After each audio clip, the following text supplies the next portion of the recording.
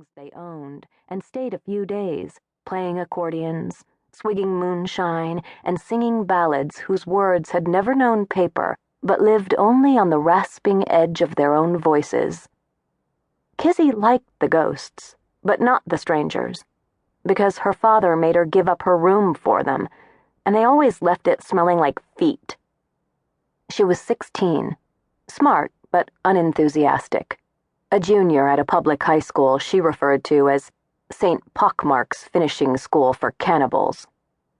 St. Pockmark was her nickname for the acne-scarred principal, who used any pretext to talk about his time among the cannibals as a missionary in Borneo, where as a young man he had suffered parasites and bodily mildew in the service of the Lord.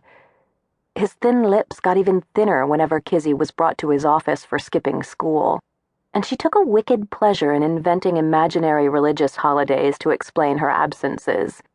She knew he'd sooner grit his teeth and accept her stories than call her parents, who yelled on the phone as if it were a futuristic device, and whose loud exclamations in their own language Kizzy had half convinced him were gypsy curses. Even more than most teenagers, Kizzy hated to be seen in public with any member of her family, and she chose to walk to school even in the sleet or the rare, skimpy snows. Freezing was preferable to the rusting junk heap cars and belly-scratching uncles. She was deeply susceptible to mortification, easy to embarrass, though hard to disgust. At home, she did unsavory chores that ought to have gone extinct with the old days, like rendering lard and chopping the heads off chickens. She drank too much coffee, smoked, had a thrilling singing voice when she could be persuaded to use it, and was saddled with a terrible nickname at school that she feared would follow her through life. She had two friends, Evie, who was fat, and Cactus, who was sarcastic, and whose name wasn't really Cactus, but Mary. "Shut up, Kizzy. You have not chopped the head off a swan," Evie declared as the girls walked home from school on a Friday, smoking. Yes, I have," Kizzy replied.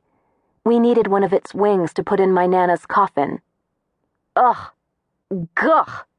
Horrible." "Please, that swan was a total bastard." "But you cut off its head? That's totally cruel." "Cruel? I cut off chickens' heads all the time. It's not cruel. It's like food, Evie. You do know food isn't born wrapped in plastic, right?" "You ate it?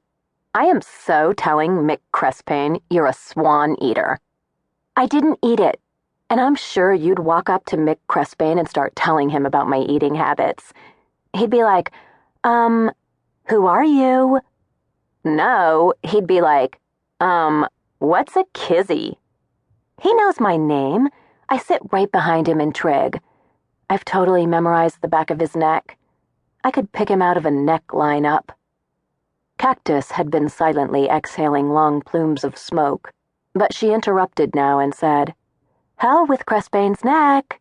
What I want to know is, why would you put a swan's wing in your grandmother's coffin?" Kizzy replied as if the answer was obvious. "So her soul could fly? Duh." Cactus laughed and choked on smoke. "So what did you do with the other wing?" "We're saving it for whoever dies next," said Kizzy, laughing too. "Swan wings don't grow on trees, you know. Or," she added with a glance at Evie, "maybe you don't know. Maybe I don't care." Cactus was still coughing. She managed to say, "God, Kizzy, if I had your freak-ass family, I'd totally get an eye patch and write pathetic books about my childhood and go on Oprah to tell about how I had to behead a swan so I could put its wing in my grandmother's coffin." "So her soul could fly," added Evie. "Obviously." "Shut up," Kizzy said, swatting at them half-heartedly with her fists. "Cactus, you can have my family. Take them all. Just give me your tiny little mother with her tiny little haircut and your snoring-ass dad on the couch, and nothing to behead ever again."